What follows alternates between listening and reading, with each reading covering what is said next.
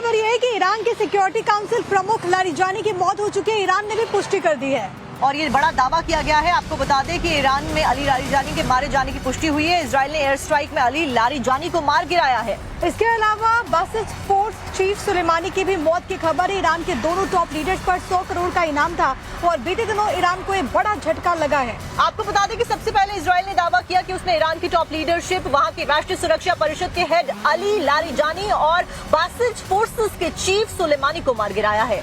देर रात ईरान ने भी इस दावे की पुष्टि कर दी है।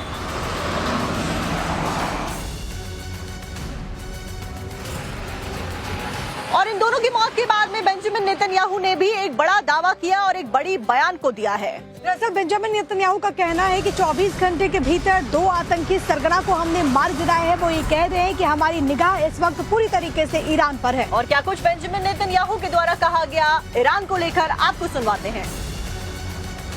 I'm here with Israel's defense minister, our chief of staff, the head of the Mossad, the chief of Air Force, our senior commanders.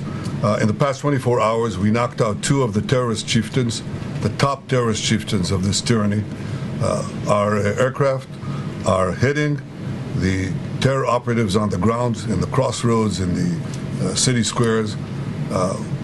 This is meant to enable the brave people of Iran to celebrate the Festival of Fire. So celebrate and Happy Nowruz. We're watching from above.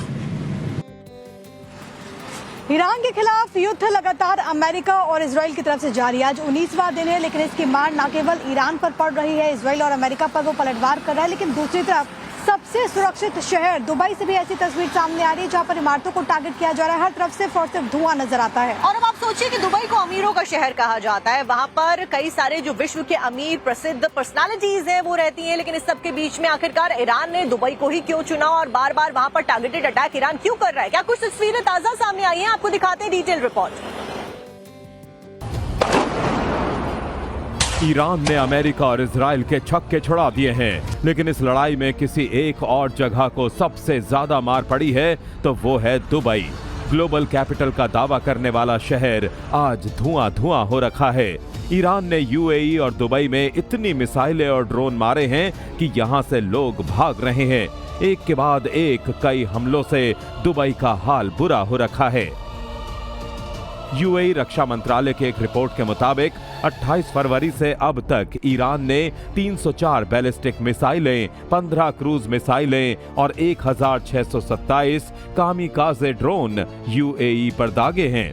हालांकि अधिकांश को UAE ने अपने air defence system से intercept करने का दावा किया है, लेकिन सच्चाई ये है कि ईरानी हमलों से यूएई के एयरपोर्ट्स हों, ऑयल डिपो हों या फिर ऊंची ऊंची इमारतें, सब धुआं धुआं हो रखा है।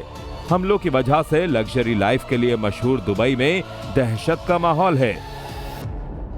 ईरान ने दुबई में ज्यादातर उन जगहों को निशाना बनाया जहां अमेरिका का इन्वेस्टमेंट ज्यादा है। दावा किया गया कि 14 मार्च को दुबई और बहरीन की राजधानी मनामा में सिटी बैंक की ब्रांच पर अटैक किया गया। ड्रोन हमले के बाद बैंक में आग लगने की खबर भी आई। अटैक अभी भी हो रहे हैं।